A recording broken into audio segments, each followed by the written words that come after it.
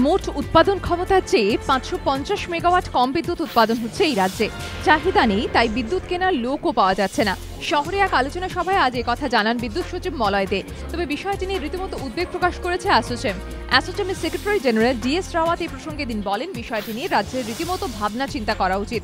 তিনি বলেন, রাজ্যে আসছে না পর্যাপ্ত শিল্প, সেই কারণেই তৈরি হচ্ছে না চাহিদা। সিনেমায় অভিনয়ের টোপ দিয়ে এক গৃহবধূকে ধর্ষণের অভিযোগ, ধৃত অভিযুক্ত বিরাটির বাসিন্দা ওই অভিযোগকারিনীর দাবি, অভিনয়ের সুযোগ পাওয়ার জন্য টিভিতে বিজ্ঞাপন দেখে ও এক বন্ধুর মাধ্যমে নারায়ণ ভৌমিকের কথা জানতে পারেন তিনি। গত 4 অক্টোবর চারু মার্কেট এলাকার দেশপ্রাণ শাসমল রোডের ওই ব্যক্তির অফিসে কথা বলতে যান। সেই সময় অভিনয়ের সুযোগ করিয়ে দেওয়ার টোপ দিয়ে ওই ব্যক্তি তাকে ধর্ষণ করেন। বুধবার চারু মার্কেট থানায় এই ব্যাপারে অভিযোগ দায়ের করা হয়। বুধবার রাতে নারায়ণ ভৌমিক নামে ওই অভিযুক্তকে গ্রেফতার করে পুলিশ।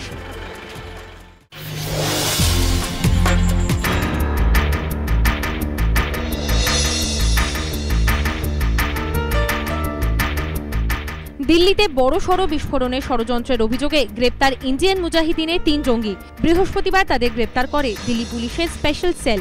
জঙ্গিদের ডেরা থেকে উদ্ধার প্রচুর বিস্ফোরক ও অস্ত্রশস্ত্র। ধৃতরা পুনে বিস্ফোরণের ঘটনায় জড়িত বলেও প্রাথমিক তদন্তে পুলিশের অনুমান। পুলিশ সূত্রে খবর, ইয়াসিন ভাটকালের নির্দেশেই দিল্লিতে গিয়ে ঘাঁটি গেড়েছিল তাঁরা। 1 আগস্ট পুনেতে পরপর 4টি বিস্ফোরণের ঘটনায়ও ওই 3 জঙ্গির হাত ছিল বলে পুলিশের অনুমান।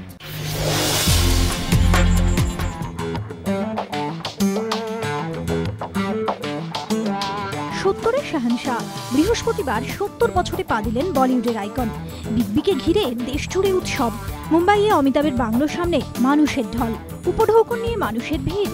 একবার তার দেখা পেতে চান সবাই। বুধবারই তার জন্মদিন উপলক্ষে গোড়েগাঁওয়ে একটি বিশাল অনুষ্ঠান আয়োজিত হয়। নক্ষত্র ছটায় ভাসল সেই সন্ধ্যা। শুভেচ্ছা আর উচ্ছ্বাসে ভেসে গেলেন বিগ বি। শাহানশাহর জন্মদিনের উচ্ছ্বাসে ভাসল কলকাতাও। তিলজলায় এদিন অমিতাভের জন্মদিন পালন করলেন তার ভক্তরা। কাটা হলো কেক, হয় পূজা পাঠও।